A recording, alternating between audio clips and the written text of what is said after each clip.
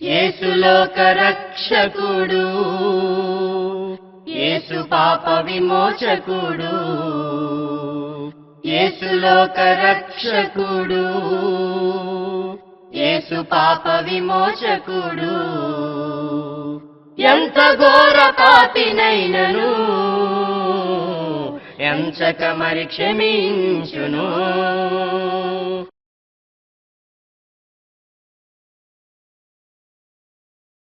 ప్రభునందు ప్రియమైనటువంటి ప్రియ సోదరి సహోదరులకు రక్షకుడైనటువంటి యేసుక్రీస్తు వారి నామములో మీకు నా హృదయపూర్వక వందనాలు తెలియజేస్తూ ఉన్నాను.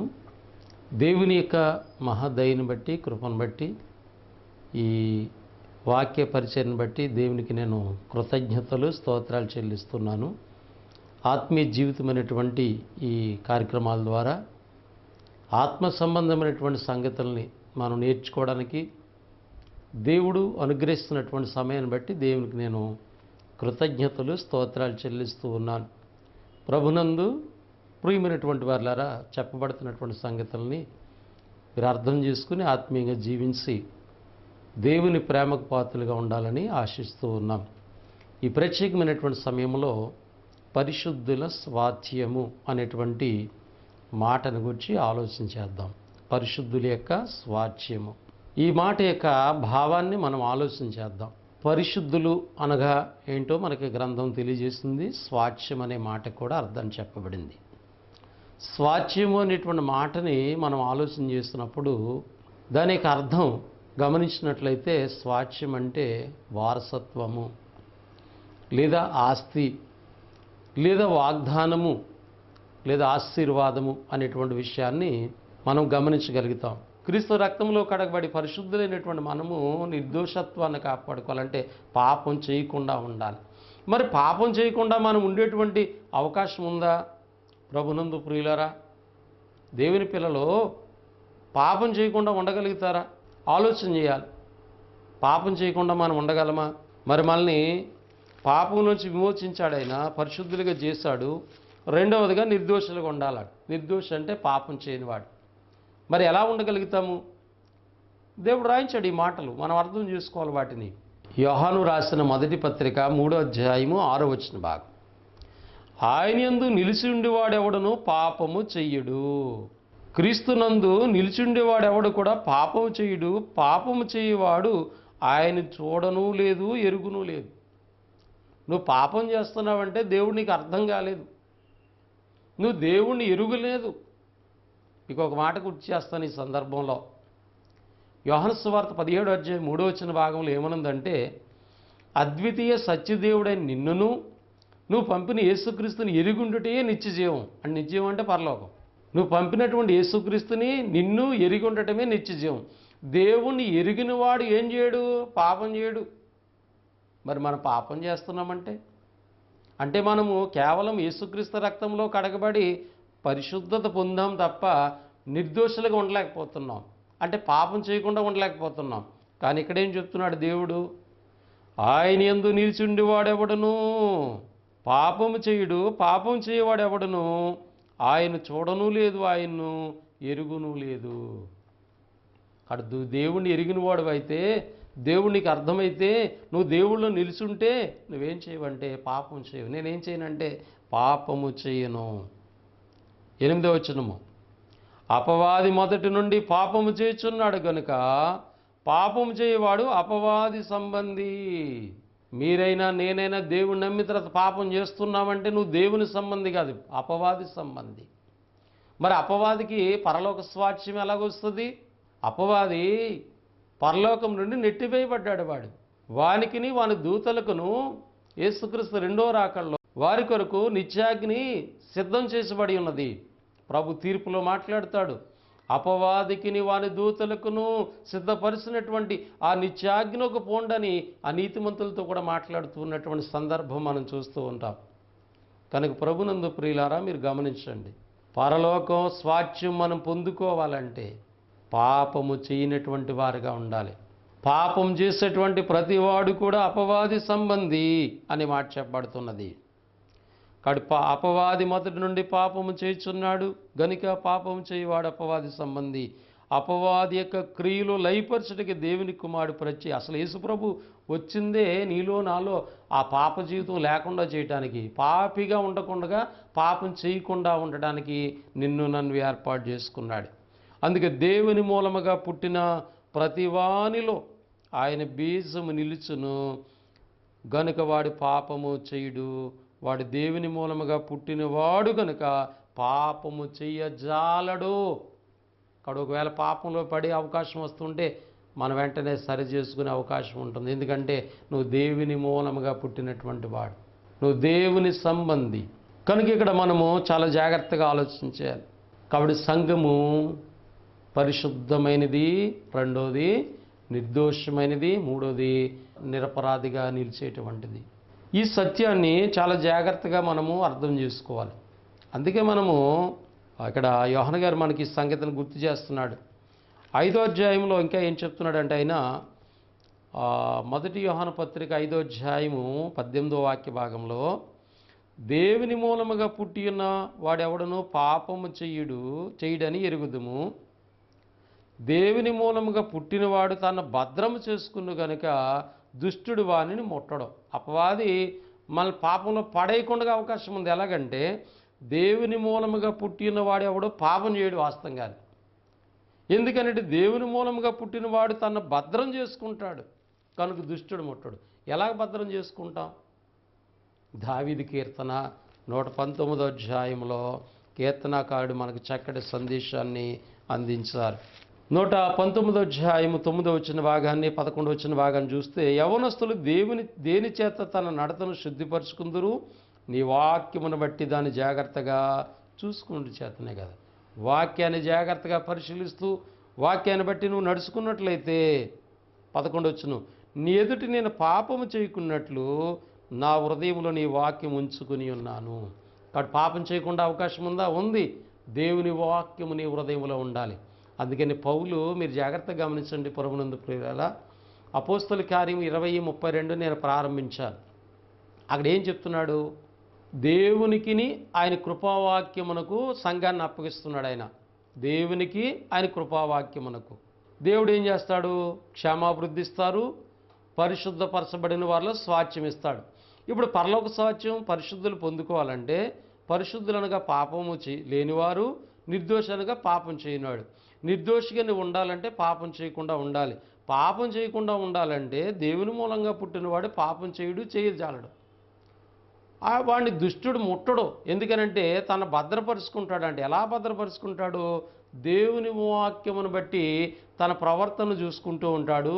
దేవుని వాక్యమును తన హృదయంలో భద్రం చేసుకుంటాడు. కాబట్టి మనిషి నడిపింపు హృదయ ఆలోచన బట్టి ఉంటుంది. కనుక దేవుని యొక్క వాక్యమే నీ హృదయంలో ఉంటే నిన్ను వాక్య సంబంధంగా నడిపించబడతాము. కనుక మనం ఏమంటే పాపము చేయజాలము. కాబట్టి అలాంటి వారి కొరకు ఏముందంటే పరలోకం అనేటువంటిది దేవుడు ఏర్పాటు చేశాడు. అందుకే మనం పిలుచుకున్నది కూడా మీరు గమనించినట్లయితే ప్రభునందు ప్రియులారా, తెస్సలోనికి రాసినటువంటి మొదటి పత్రిక 4వ అధ్యాయం 7వ వాక్య భాగంలో పరిశుద్ధులగటికి దేవుడు మనల్ని పిలుచును కానీ అపవిత్రులుగా ఉండటకు మనం పిలవలేదు. నిన్ను పిలుచుకున్నది, నిన్ను ఏర్పాటు చేసుకున్నది, నిన్ను క్రీస్తు రక్తంలో దేవుడు కడిగింది నువ్వు పరిశుద్ధులుగా ఉండటానికే, అపవిత్రులుగా ఉండటానికి కాదు. దేవుడు పవిత్రుడు, దేవుడు పరిశుద్ధుడు, దేవుడు నిర్దోషి. నువ్వు ఆయనతో ఒక దినాన్ని ఉండాలంటే, పరలోకంలో ఉండాలంటే ఈ లోకములో సంఘములో పరిశుద్ధులుగాను, నిర్దోషులుగాను, నిరపరాధులంటే నేరము మోపబడిన వారుగా ఉండాలి. ఇది క్రైస్తవ జీవితంలో చాలా ప్రాముఖ్యమైనటువంటిదిగా మనం గమనించాలి. ఫిలిప్పీ సంఘంలో ఈ మాటని పౌలు గుర్తు చేస్తూ ఉన్నారు. ఫిలిప్పీ పత్రిక 2వ అధ్యాయము 14వ వచ్చిన భాగంలో మీరు మూర్ఖులైన వక్రజనం మధ్య నిరపరాధులను, నిష్కలంకులను, అనిజ్జులై దేవుని కుమారులగినట్లు సనుగులు సంశయములు మాని సమస్త కార్యములను చేపట్టుడి. అట్టి జనం మధ్య మీరు జీవవాక్యం చేత పట్టుకుని లోకమందు జ్యోతుల వలె కనబడుచున్నారు. అందువల్ల నేను వ్యర్థముగా పరిగెత్తలేదనియు, నేను పడిన కష్టము నిష్ప్రయోజనము కాలేదనియు క్రీస్తు దినమున నాకు అతిశయము కలుగును. ఫిలిప్పీ సంఘంతో పౌలు మాట చెప్తూ ఉన్నాడు. క్రీస్తు రెండో రాకల్లో నేను పడినటువంటి కష్టం అర్థం కాకుండా మీ కొరకు నేను చేస్తున్నటువంటి ఆ పరిచర్య మీరు ఈ లోకంలో వక్ర జనం మధ్య మూర్ఖ జనం మధ్య మరి ఎలా ఉండాలంటే మీరు నిష్కలంకులుగాను నిరపరాధులుగాను మీరు ఉండాలి. లోకమందు జ్యోతుల వలె జీవవాక్యం చేతపట్టుకుని మీరు కనపడాలి. కాబట్టి మీలో మీ మీద అపరాధం మోపబడకుండా నిష్కలంకులుగా మీరు కనపడాలి. క్రీస్తు రెండో రాకల్లో ఈ విషయాన్ని నేను చూస్తాను. నేను పడిన కష్టము నిష్ఫలం కాలేదని, వ్యర్థం కాలేదని నేను సంతోషిస్తున్నానని ఫిలిప్పీ సంఘానికి ఆయన జ్ఞాపకం చేస్తున్న మాట కూడా మనం ఇక్కడ గమనిస్తున్నాం. అందుకే దేవుడు చెప్తున్నాడు, నాయనా నేను పరిశుద్ధుని గనక మీరు కూడా ఎలా ఉండాలి, పరిశుద్ధంగా ఉండాలి. అక్కడ పరలోకము అందరికి వచ్చేదండి ప్రభునందు ప్రియులారా. పరలోకము పరిశుద్ధులకి, నిర్దోషులకి, నిరపరాధులుగా ఉండడానికి ప్రయత్నించే వాళ్ళ కొరకు మాత్రమే పరలోకం అనేటువంటిది ఏర్పాటైంది. కాబట్టి ఈ లోకంలో చెడు మార్గాల్లో జీవించి, చెడు ఆలోచనలో జీవించి, చెడుగా జీవించి వాళ్ళ మరణం తర్వాత పరలోకం వెళ్ళిపోయామని మోసపరుస్తూ అనేక మంది లోకంలో సాతాను మోసం చేస్తుంది. అక్కడ పరిశుద్ధుల స్వాచ్ఛ్యం అనే మాట గురించి మనం ప్రేమతో ఈ మాటలు ఆలోచన చేస్తూ ఉన్నాం. కనుక ఆయన చెప్తున్నాడు, నేను పరిశుద్ధుని గనక మీరు కూడా ఎలాగ ఉండాలి, పరిశుద్ధంగానే ఉండాలి అనేటువంటి విషయాన్ని మరి పేతురు గారు ఈ మాటలు మనకి జ్ఞాపకం చేస్తారు. పేతురు రాసిన మొదటి పత్రిక 1 అధ్యాయం 14 నుండి 16 వచనాలు చూసినప్పుడు నేను పరిశుద్ధుని గనక మీరు కూడా పరిశుద్ధంగా, మళ్ళీ కాదు పాత నిబంధనలో కూడా వాళ్ళకి చెప్తాడు, మీ దేవుడిని పరిశుద్ధుడు గనక మీరు కూడా పరిశుద్ధంగా ఉండండి. అక్కడ దేవునికి ఎలాంటి పిల్లలు కావాలంటే పరిశుద్ధులైన పిల్లలు కావాలి, నిర్దోషులు కావాలి. దేవుడు ఏమై ఉన్నాడో అలాంటి పిల్లలు కావాలి. అందుకని పౌలు ఒక సందర్భంలో అంటాడు, గల్తీ పత్రిక 4వ అధ్యాయము 19వ వచ్చిన భాగంలో, నా పిల్లలరా క్రీస్తు స్వరూపం మీ యందు ఏర్పడి వరకు మీ విషయమై మరలా నాకు ప్రసవేదన కలుగుచున్నది. గల్తీలోని సంఘం ద్వారా పౌలు మాట్లాడుతున్నాడు. ఆ దేవుని పిల్లైనటువంటి వారు సంఘానికి ఏం చెప్తున్నాడంటే, మీలో ఏం చూడాలంటే క్రీస్తు స్వారూప్యత చూడాలి. క్రీస్తులు ఏం చూసాం మనం, పరిశుద్ధుడు, నిర్దోషి, నిష్కలంకుడు. కాబట్టి ఆయన మీద ఏ నేరం మోపడానికి లేదు. వాళ్ళు మోపిన నేరాలన్నీ అబద్ధాలే. సులువు మరణానికి ముందు మోపిని ఒక్కటే నిజం కాలే. పిలాతు అన్నాడు, మీరు చెప్పిన దాంట్లో ఏది లేదు, ఈ నిర్దోషి పాపం చేయలేదు, పాపం లేనివాడు, ఈయన విడిచిపెట్టేస్తానన్నాడు ఆయన.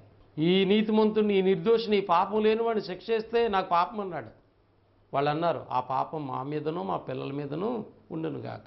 కాబట్టి ఇక్కడ మనం పౌలు చెప్తున్నటువంటి సంగతి ఏంటంటే, క్రీస్తు స్వారూప్యత మీకు రావాలి. అంటే క్రీస్తు స్వారూప్యత ఏంటి, ఆయన గుణాలు, ఆయన లక్షణాలు. క్రీస్తు ఎలాంటి వాడు, నిర్దోషి, పవిత్రుడు, నిష్కలంకుడు. ఈ పాపలోకంలోకి వచ్చినప్పటికి కూడా పాపం లేనటువంటి వాడిగా, ప్రత్యేకింపబడిన వాడిగా జీవించాడు. అలాంటి స్వారూప్యత సంఘములో ఉన్నటువంటి బిడ్డలకు రావాలి అని పౌలు ఇక్కడ వ్రాస్తున్నటువంటి మాటను మనము గమనిస్తూ ఉన్నాం.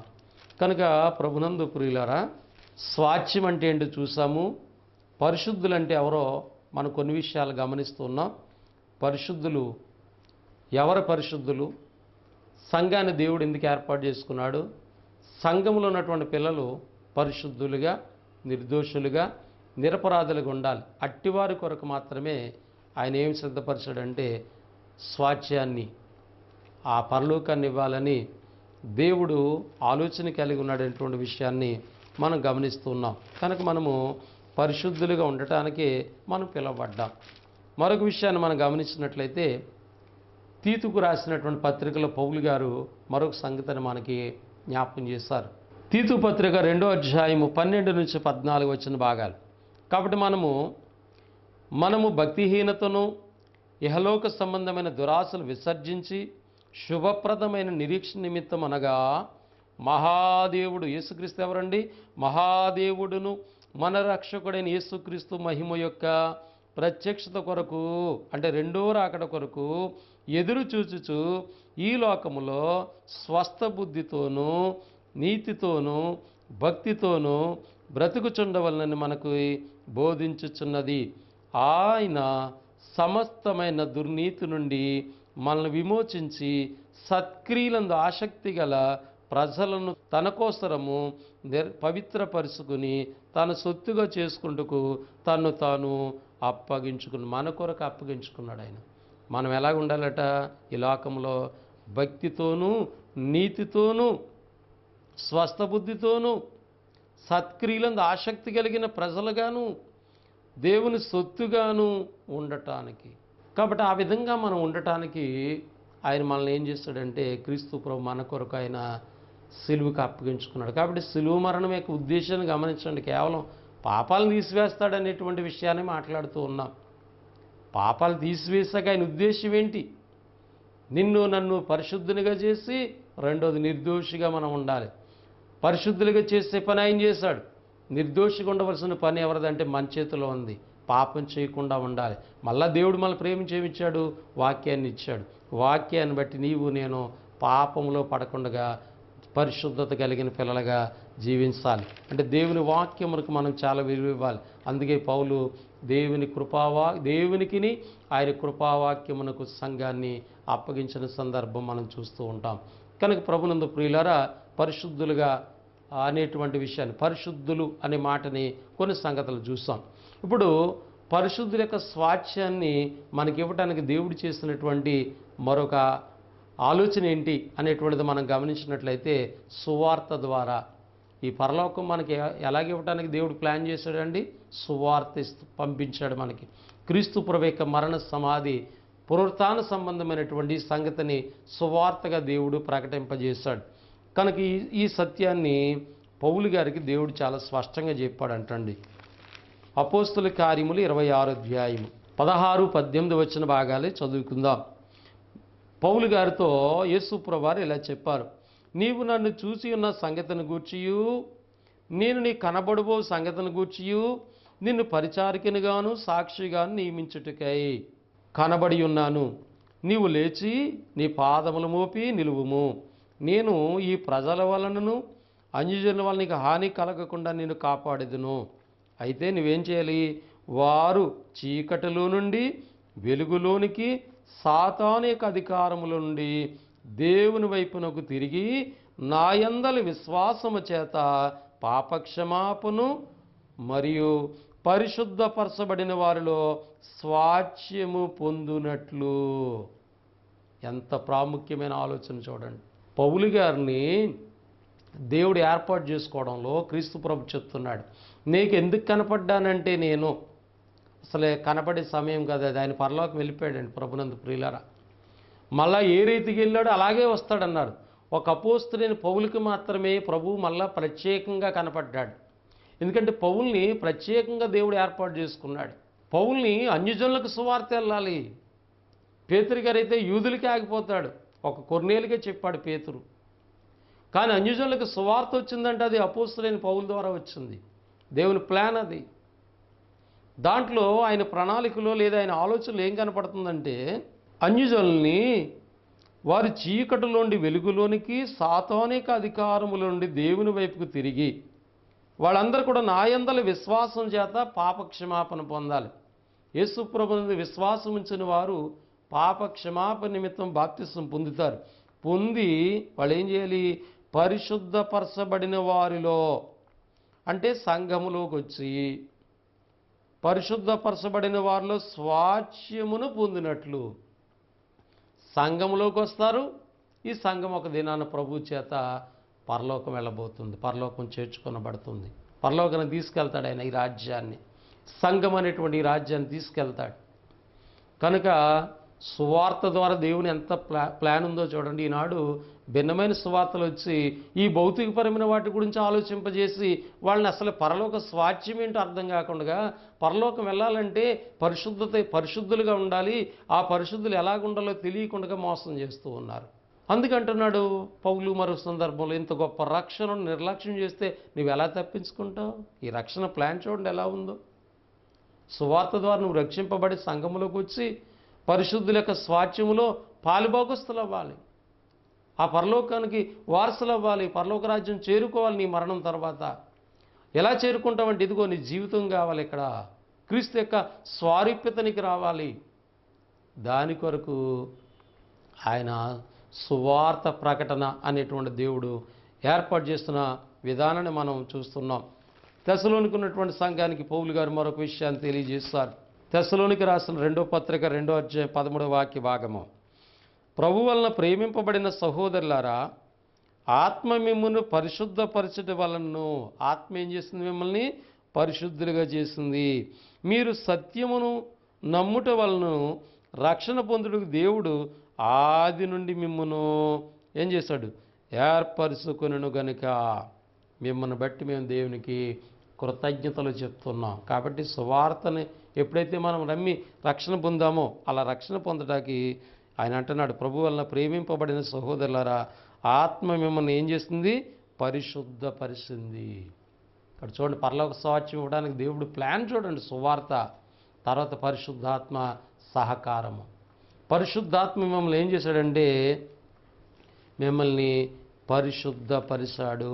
ఎఫెసీ పత్రిక 1వ అధ్యాయం 14వ వచ్చిన భాగం.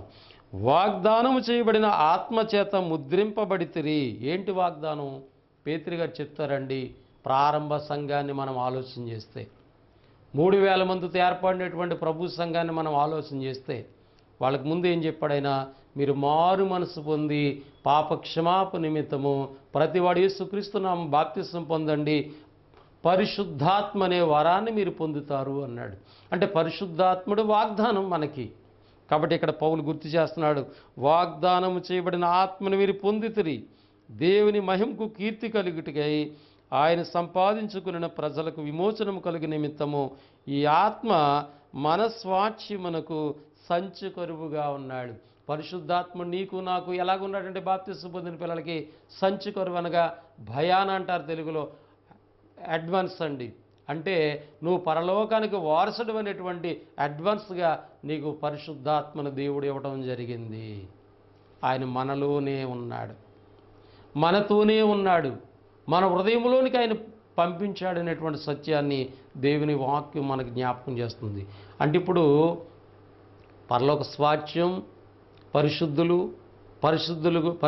కూర్చుని దేవుని ప్లాను, సువార్త, ఆత్మచేత మనల్ని శుద్ధి చేయటం, ఆత్మను మనకు స్వాచ్ఛంగా భయానగా అడ్వాన్స్గా ఇవ్వటం, ఈ ఆత్మచేత నీవు నేను నడిపించబడాలి.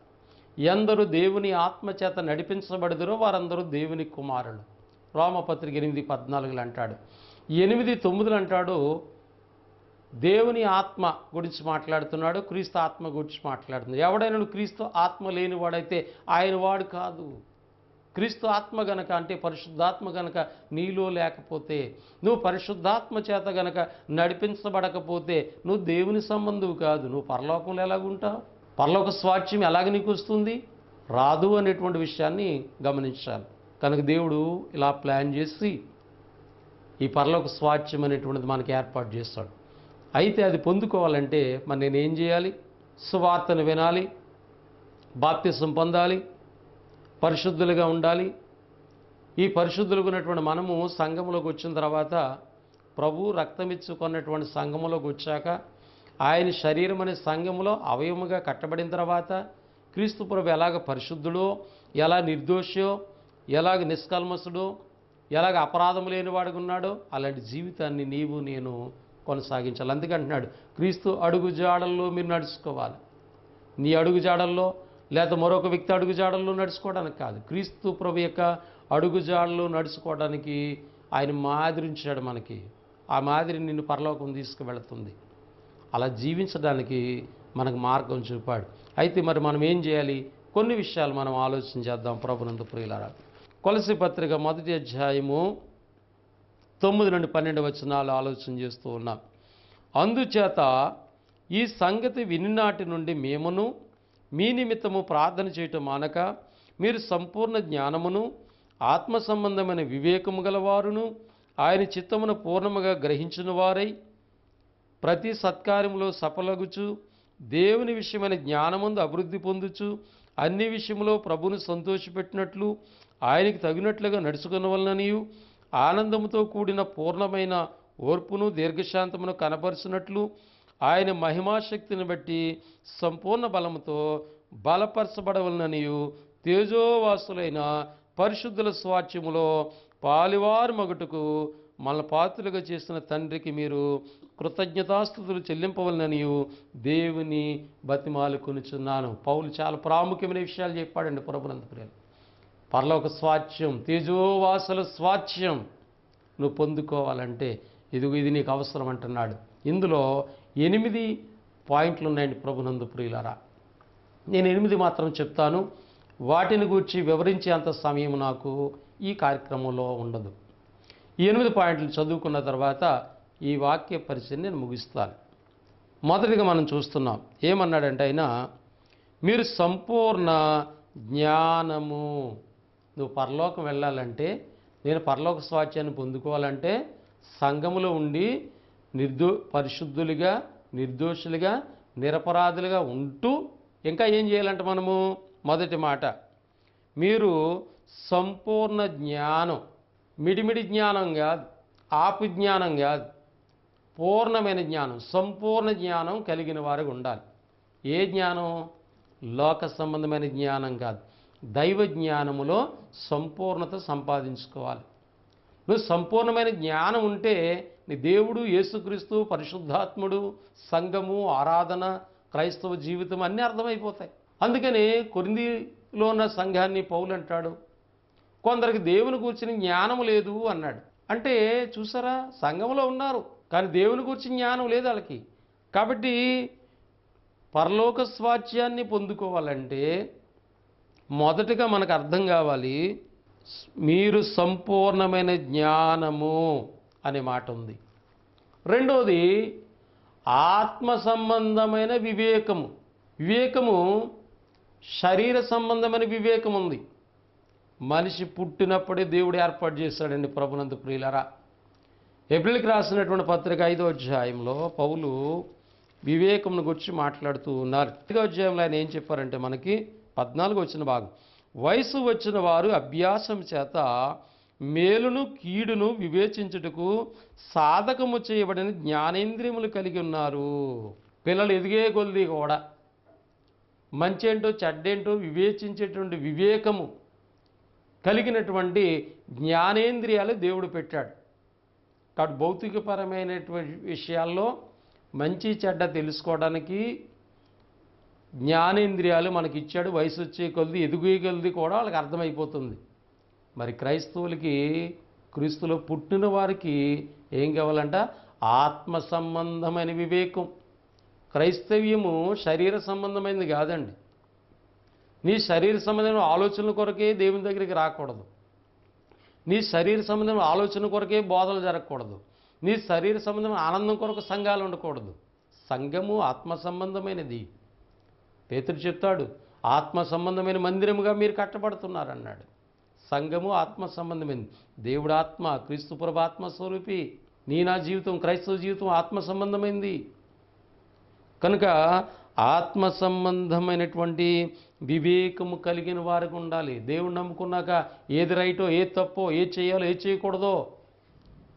మరి మనం గ్రంథానికి వెళితే ప్రభునందు ప్రియులారా, పాత నిబంధనలో ఏది తినాలో ఏది తినకూడదో కూడా చెప్పాడండి వాళ్ళకి. ఏది తినాలో ఏది తినకూడదో. మరి క్రొత్త నిబంధన వచ్చేసరికి మీరు గమనించండి, క్రొత్త నిబంధన వచ్చేప్పటికీ మనకు ఏమి లేవని చెప్పేసి ఎవరిష్టానుసారంగా వాళ్ళు చేస్తూ ఉన్నారు. క్రొత్త నిబంధనలు ఒకే ఒక మాట చెప్పాడండి పౌలు.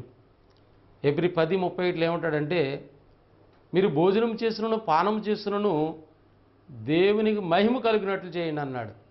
అంటే నువ్వు ఏదైనా తింటే దేవునికి మహిమ కలగాలి. తినే దాంట్లో తినడం ద్వారా నువ్వేదైనా త్రాగితే దేవుని మహిమ కలగాలి. యేసు ప్రభు నమ్మినటువంటి పిల్లలైన వారు సేవకుల్లో ఉన్నారు, విశ్వాసులు ఉన్నారు. వాళ్ళు చెడు వ్యసనాలు చేస్తున్నారు, మత్తుకి బానిసలు అయిపోయారు, త్రాగుతూ ఉన్నారు. నువ్వు త్రాగితే దేవునికి మహిమ వస్తుందా? మందు తాగడం ద్వారా దేవునికి మహిమ వస్తుందా? అంటే నువ్వు తినేదాని ద్వారా, నువ్వు త్రాగేదాని ద్వారా దేవునికి మహిమ తేటలేదు. అంటే ఏం తినాలో ఏం తినకూడదు కూడా నీకు చెప్పబడింది.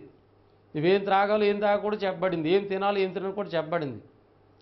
నువ్వు తినే దాంట్లో దేవునికి మహిమ రావాలి. నువ్వు భోజనం చేస్తున్నావు, ప్రార్థన చేసుకుని తింటావు, దేవా ఈ ఆహారం నాకు ఇచ్చావు, నీకు స్తోత్రాలను తిన్నావు, దేవునికి మహిమ కలిగింది, నువ్వు తిన్నదానికి చెప్పాలి. నీళ్లు తాగావు, పానీయం తాగావు చెప్తావు. మరి మందు తాగితే దేవా ఈ మందు ఇచ్చావు అందుకు నీకు కృతజ్ఞత చెప్తావు. నువ్వు సేవకులు ఇలాగ తయారయ్యారు, విశ్వాసులు ఇలా తయారయ్యారు, వీళ్ళందరూ పరలోకం వెళ్ళిపోతామంటున్నారు. ఎక్కడ వెళ్తారు పరలోకం? మీకు ఆత్మ సంబంధమైన వివేకము లేదు, సో నీ పరలోకం లేదు. కాబట్టి ఆలోచించేయండి. జ్ఞానం ఉండాలి, సంపూర్ణ జ్ఞానమును. రెండవది ఆత్మ సంబంధమైన వివేకము. మూడవది చూడండి, ఆయన చిత్తము పూర్ణముగా గ్రహింపు. దేవుని చిత్తం అర్థం కావాలి. ప్రభువా ప్రభువా అని పిలిచి ప్రతివాడు పరలోక రాజ్యములో ప్రవేశింపడో. పరలోకమందున తండ్రి చిత్త ప్రకారం చేయబడి దేవుని చిత్తం నెరవేర్చాలి. యేసు ప్రభువారు దేవుని చిత్తమును పరిపూర్ణంగా భూమి మీద నెరవేర్చి దేవునికి మహిమ తెచ్చాడు ఆయన. ఆ క్రీస్తుని కలిగినటువంటి నీవు నేను కూడా క్రీస్తు లాంటి బిడ్డగా ఉండాలి. అందుకనే మూడవదిగా మనం గమనిస్తున్నాం, ఆయన చిత్తమును గ్రహించాలి, పూర్ణముగా గ్రహించాలి. దేవుని చిత్తం నీకు అర్థం కాకపోతే నీవు నేను పరలోకం వెళ్ళలేం. నాలుగో మాట, ప్రతి సత్కార్యములో సఫలం చేయాలండి. ప్రతి సత్కార్యం, దేవుడు సత్క్రియలు చేయటకే క్రీస్తు యేసునందు నిన్ను నన్ను ఏర్పాటు చేశాడు. సంఘం ఎందుకంటే సత్క్రియలు చేయాలి. సువార్త సత్క్రియ, దేవుణ్ణి ఆరాధించడం సత్క్రియ, ఇతరుల కష్టాల్లో ఉన్న వారికి నీ చేతనైన సహాయం చేయడం సత్క్రియ. సత్క్రియలు ఎన్నో ఉన్నాయి, దాన్ని ఓపికతో చేయాలంటే సత్క్రియలు. రోమపత్రికలో పౌలు చెప్తాడు. కాబట్టి ఓపికతో సత్క్రియను చేతూ మహిమను అక్షయతను వెతకండి అంటాడు. కనుక సత్క్రియల్లో సఫలీకృతం అవడం పరలోక వారసులు అవుతాం. అలాగే దేవుని విషయమైన అభివృద్ధి అంటాడు. దేవుని విషయమైనటువంటి మరొక మాట మనం చూస్తున్నాం కొలస్సీ పత్రికలోని, దేవుని విషయమైన జ్ఞానం ఉందో అభివృద్ధి. దేవుని విషయమైన జ్ఞానం, దేవుని విషయమైన జ్ఞానంలో నువ్వు అభివృద్ధి చెందాలి. దేవుని విషయమైన జ్ఞానం ఉండటమే కాదండి, దేవుని విషయమైన జ్ఞానములో అభివృద్ధి చెందాలి. ఆరో సంగతి అండి, ప్రభునందు ప్రియులారా, అన్ని విషయాల్లో ప్రభుని సంతోషపెట్టినట్లు ఆయనకి తగినట్లుగా నడుచుకోవాలి. అన్ని విషయాల్లో కూడా నీ జీవితంలో నువ్వు అన్ని విషయాల్లో ప్రభుని సంతోషపెట్టాలి, దానికి తగినట్టుగా నడుచుకోవాలి. ఎంతమంది ఇవాళ ప్రభుని సంతోషపెడుతున్నారు? మీ కుటుంబాల్లో, మీ గృహాల్లో జరిగేటువంటి ఏ కార్యక్రమాల్లో దేవునికి సంతోషం ఉంటుంది? ఎలా వెళ్తావు పరలోకం? ఏ విధంగా పరలోక స్వాస్థ్యం మనకు వస్తుంది? ఆలోచన చేయండి. ప్రభుని సంతోషపెట్టాలంటే అన్ని విషయాల్లో, మన జీవితంలో ఎన్నో విషయాలు ఉంటాయి, ఎన్నో కార్యక్రమాలు చేస్తాం. అన్ని కార్యక్రమాల్లో మనం ప్రభుని సంతోష పెట్టేటట్టు మన నడవడిక ఉందా? వాళ్ళే పరలోకం వెళ్తారు అలాంటి నడవడిక ఉన్నవాడు. 7వ పాయింట్ ఏం చెప్తున్నాడంటే, ఆనందంతో కూడిన సంపూర్ణ ఓర్పు దీర్ఘశాంతం. కాబట్టి నువ్వు పరలోకం వెళ్ళాలంటే ఓర్పు ఉండాలి, దీర్ఘశాంతం ఉండాలా. యేసుక్రీస్తు వస్తానని చెప్పి 2024 సంవత్సరాలు అయింది. ఆ ఓర్పు సహనంతో నీ భక్తిని కొనసాగించుకుంటూ నిరీక్షణ కలిగినటువంటి వారుగా జీవించాలి. ఆ నిరీక్షణ కలిగినటువంటి వారుగా మనం మరణించాలి. ఒకవేళ ఓర్పు లేకపోతే, దీర్ఘశాంతం లేకపోతే మనం ప్రభులో ఉండలేం. 8వ మాట, పూర్ణ బలముతో మనం బలపరచబడాలి దేవుని యొక్క జ్ఞానములు. అందుకే క్రీస్తు యేసునందున్న కృపచేత బలవంతుడు కమ్ము. దేవుల్లో నువ్వు బలమైనటువంటి బిడ్డగా నువ్వు ఎదగాలి.